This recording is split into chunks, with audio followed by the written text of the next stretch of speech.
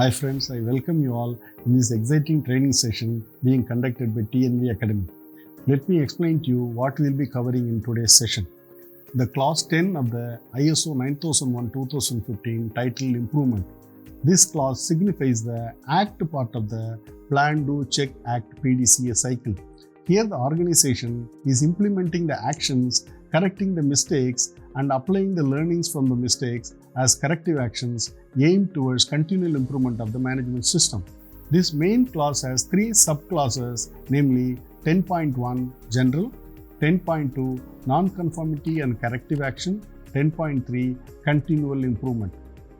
Now let us understand the internal references taken by clause 10 of the ISO 9001-2015.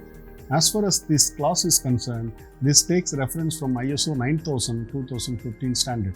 ISO 9000-2015 standard spells out the terms and definitions used in this international standard so that there is no misinterpretation done while implementing the requirements of ISO 9001-2015. Now let me tell you what are the key learnings takeaways from this session. At the end of this session, you will be able to understand what is continual improvement, how corrective action can help with the continual improvement. So let's begin the discussion regarding clause 10.1 General. The organization should actively seek out and realize improvement opportunities that will better enable it to achieve the intended outcomes of its quality management system. Improvement is considered as a process for which inputs can come from the results of analysis and evaluation of quality performance, customer feedback and complaints status on legal requirements, internal audits and management reviews. These inputs are processed and actions planned and implemented with the resultant output of continual improvement. These actions shall include improving products and services to meet customer requirements and address future needs and expectations, correcting, preventing or reducing undesired effects, complaints, defects and warranty claims, improving the performance and effectiveness of quality management system. Now let us discuss the clause 10.2 Non-conformity and corrective action. You may recall that we had discussed the control of non-conforming outputs under clause 8.7 as part of the Operation 8 clause.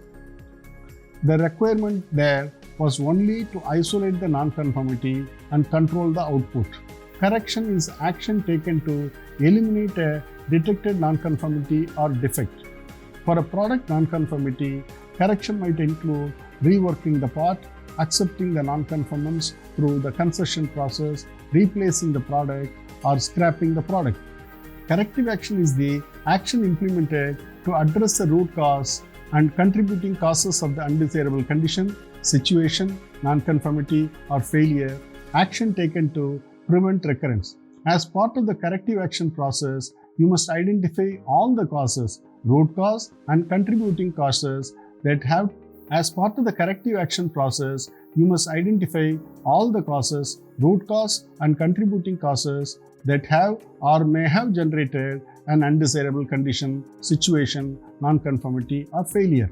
Eliminating the root cause will lead to permanent resolution of the problem and hence it is construed as an improvement action. Hence corrective action is discussed under the clause improvement. The root cause can be determined by various techniques like cause and effect diagram, fishbone, Ishikawa diagrams, or asking 5 whys for the problem statement, fault tree analysis, Pareto analysis, etc. etc. Once the corrective action is identified and implemented, the effectiveness of the corrective action to be evaluated and the risks and opportunities identified during the planning process from clause 6.1 to be updated as necessary. Also, make the necessary changes to the quality management system as a result of this corrective action. The records of non-conformities and the corrective actions taken should be retained by the organization as evidence. Now let us discuss the requirements of clause 10.3 Continual improvement. Clause 10.3 of ISO 9001-2015 states that the organization shall continually improve the suitability, adequacy, and the effectiveness of the quality management system. The organization shall consider the results of analysis and evaluation and the outputs from the management review to determine if there are needs or opportunities that shall be addressed as part of the continual improvement. One of the driving goals of ISO 9001 is the principle of continual improvement. You must be able to demonstrate continual improvement for the successful implementation of the quality management system. Requirements for continual improvement interrelate with the following clauses. Clause 6, planning. Clause 6.2, objectives. Clause 6.1, risk and opportunities. Clause 9.1.3, analysis and evaluation of data. Clause 10.2, non-conformity and corrective action. The PDCA cycle is a perfect way of introducing continual improvement to your organization's activities. The motto in everyone's mind should be, there is always a better way of doing things and how to make it better than yesterday. So now we will learn about the mandatory documents that an organization has to maintain while meeting the requirements of Clause 10. There is mandatory documentary requirement for retaining the records of the non-conformities and the corrective actions taken for rectifying the same. Also, it is a good practice to keep the evidences of continual improvement to showcase the progress in quality management system and motivate the employees for future improvements. Dear friends, we have now come to the conclusion of this training session. I hope you all must have understood the requirements and concepts that fall under Clause 10 of the ISO 9001-2015. See you soon with an exciting new topic. Till then, it's me signing off. Goodbye and thank you.